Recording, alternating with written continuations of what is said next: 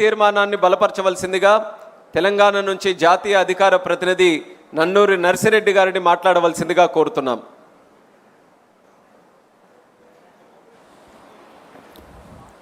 గౌరవనీయులైనటువంటి సభాధ్యక్షులు, తెలుగుదేశం పార్టీ జాతీయ అధ్యక్షులు నారా చంద్రబాబు నాయుడు గారికి, యువ నాయకులు నారా లోకేష్ గారికి, యువ నాయకులు నారా లోకేష్ గారికి, తెలుగు ప్రజల రాజకీయ పర్వదినమైనటువంటి మహానాడును వీక్షిస్తున్నటువంటి తెలుగుదేశం పార్టీ కుటుంబ సభ్యులకు, పత్రికా విలేకరులకు, మీడియా సోదరులకు నమస్కారాలు. ఈ మహానాడు వేదికపై 44 సంవత్సరాల తెలుగుదేశ ప్రస్థానంపై మాట్లాడే అవకాశం ఇచ్చిన జాతీయ అధ్యక్షుల వారికి ధన్యవాదాలు తెలియజేస్తున్నాను. రామన్న రూపుదిద్దిన పార్టీని, చంద్రన్న తీర్చిదిద్దిన పార్టీని నారా లోకేష్ గారు తుదిమెరుగులు దిద్దుతున్నాడని ఈ సందర్భంగా మీ అందరికీ కూడా గుర్తు చేస్తున్నాను. ఈ మహనీయుడు పెట్టినటువంటి ఈ తెలుగుదేశం ప్రస్థానంలో మనమందరం మమేకమయ్యాం. 44 సంవత్సరాలుగా తెలుగు జాతి కీర్తిని జాతీయ అంతర్జాతీయ వేదికలపై రెపరెపలాడించినటువంటి చరిత్ర మనది అని ఈ సందర్భంగా గుర్తు చేస్తున్నా. సోదరులారా, స్వర్గీయ నందమూరి తారక రామారావు గురించి మాట్లాడాలంటే, అతని పలకాలంటే పదాలు ప్రవాహాలై సాగిపోతాయి, రాయాలంటే అక్షరాలు అశ్వాలై పరిగెడతాయి. జననం లేని మరణం అతనిది, మరణించి జననం హృదయాల్లో జీవిస్తున్నటువంటి మహానాయకుడు ఎన్టీఆర్ గారు. అందుకనే ఒక తరానికి స్ఫూర్తిగా నిలిచాడు, ఒక తరానికి మార్గదర్శకుడు అయ్యాడు. అతడే ఒక ప్రేరణ, అతడే ఒక స్ఫూర్తి, అతడే ఒక చైతన్యం, అతడే ఒక దిక్సూచి, అతడే ఒక మార్గదర్శి. అలాంటి మహనీయుడు స్వర్గీయ నందమూరి తారక రామారావు గారని సందర్భంగా మనవి చేస్తున్నా. నటుడిగా, నాయకునిగా, సామాజికవేత్తగా, సాంఘిక సంక్షేమ ప్రదాతగా చరిత్రలో సుస్థిరం సాధించినటువంటి స్వర్గీయ నందమూరి తారక రామారావు గారు విలాసవంతమైనటువంటి సినీ జీవితం ఉన్నప్పటికీ ఇవాళ నటనలో అఖిలాంధ్ర ప్రజాగం నీరాజనాలు అందుకుంటున్న వేళ, తెలుగువాడిలో ఆత్మగౌరవం అడుగంటిపోతున్నటువంటి వేళ, ఢిల్లీ పురవీధుల్లో దిగజారుతున్న తెలుగువాడి ఆత్మగౌరవాన్ని పరిరక్షించాలని, 2000 సంవత్సరాల చరిత్ర కలిగినటువంటి తెలుగు జాతికి గుర్తింపు దక్కాలని, గాఢాంధకారంలో ఉన్నటువంటి తెలుగు జాతికి వెలుగులు ప్రసాదించాలని, గడీలలో ఉన్నటువంటి రాజకీయాన్ని గరీబోళ్ళ ముందు ఉంచాలని, అధికార పార్టీ అంతులేని అరాచకాలకు అడ్డుకట్ట వేయాలని ఇవాళ తెలుగుదేశం పార్టీని స్థాపించినటువంటి చరిత్ర స్వర్గీయ నందమూరి తారక రామారావు గారిదని సందర్భంగా మనవి చేస్తున్నా. అందుకనే ప్రారంభించినప్పుడు చెట్టు మీద కూర్చున్నటువంటి పక్షి కొమ్మ బలాన్ని నమ్ముకోదు, తన రెక్కల బలాన్ని నమ్ముకుంటుంది. తెలుగుదేశం పార్టీ కార్యకర్తల బలగాన్ని నమ్ముకుంటుంది. కాబట్టి స్వర్గీయ నందమూరి తారక రామారావు గారు ఆ రోజే కార్యకర్తలను తయారు చేసినటువంటి చరిత్ర ఉంది.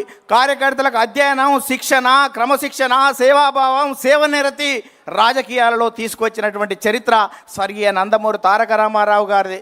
అందుకనే కార్యకర్తలనే నాయకులుగా తయారు చేసినటువంటి చరిత్ర స్వర్గీయ నందమూరి తారక రామారావు. అందుకనే దొరలు, భూస్వాములు, ఆసాములు, జమీందారులు, జాగీర్దారులు, దేశ్ముఖులు, దేశపాండేలకు వ్యతిరేకంగా కార్యకర్తలనే నాయకులుగా తయారు చేసిన చరిత్ర ఈ తెలుగుదేశం పార్టీదని సందర్భంగా మనవి చేస్తున్నా.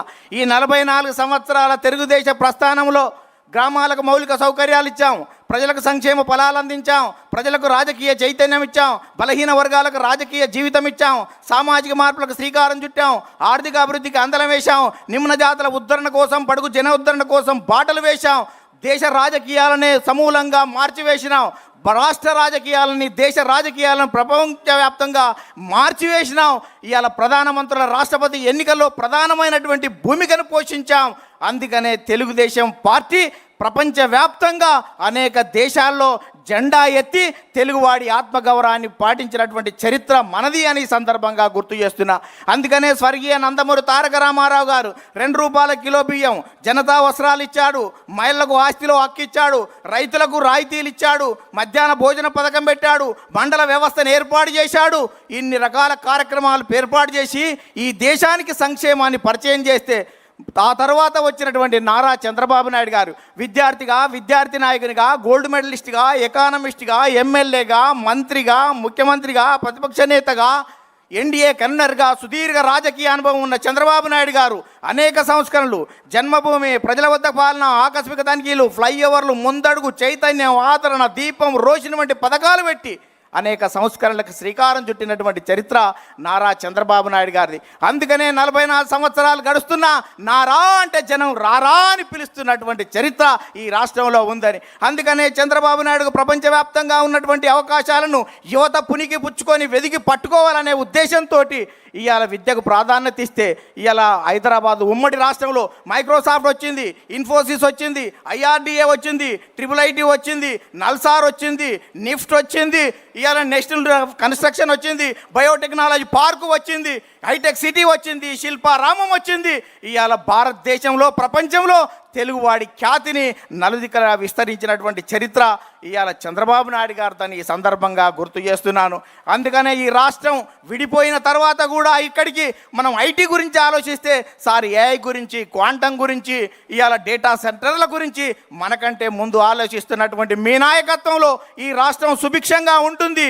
తెలుగు జాతి కీర్తి కోసం మీరు ఎంత ముందుకెళ్ళినా మేము రావడానికి సిద్ధంగా ఉన్నామని ఈ సందర్భంగా గుర్తు చేస్తూ యువ నాయకుడు నారా లోకేష్ గాలిపటంలా ఎంత గాలి ఎక్కువ వస్తే గాలిపటం పైకెగిరినట్టు ఇవాళ అనేక రకాలుగా ఇబ్బందులతో ఎదిగినటువంటి నారా లోకేష్ గారి నాయకత్వంలో భవిష్యత్తులో మరింత రాజుదేల్తామని ఈ సందర్భంగా గుర్తు చేస్తూ ఒక చిన్న కథ ఈ రాష్ట్రంలో ఉన్నటువంటి ప్రతిపక్ష పార్టీలకు అందరికీ గుర్తు చేస్తాను. ఒక ఇద్దరు రాజులు పోరాటం చేసేటప్పుడు ఎవరో ఒకరు గెలుస్తారు, గెలిచిన వారు ఓడిన వారికి మరణశిక్ష విధించాలని చెప్పారంట. ఇద్దరు రాజులు పోరాటం చేసిన తర్వాత ఒక రాజు ఓడిపోయిండు. ఓడిపోయిన తర్వాత గెలిచిన రాజు ప్రజలే చెప్పారు కాబట్టి మరణశిక్ష వేయమని చెప్పాడంట. మరణశిక్ష వేసే సమయంలో ఆ తాడు తెగిపోయింది. తాడు తెగిపోతే మళ్ళా అతను ఉరిదీసేవాడు రాజుకాడికి వచ్చి, రాజా ఉరిదీసే సమయంలో తాడు తెగిపోయిందంటే వాని పాపాన వాడు పోతాడు, వానికి క్షమించురా అన్నాడంట. క్షమించురా అని చెప్తే మళ్ళీ అక్కడికి వెళ్ళాడంట. వెళ్ళి మీ రాజు ఏమన్నాడు అన్నాడంట. ఏమన్నాడు అంటే మా రాజు నిన్ను ఉరిదీయొద్దంటాడు అనుకున్నావు కదా అన్నాడంట.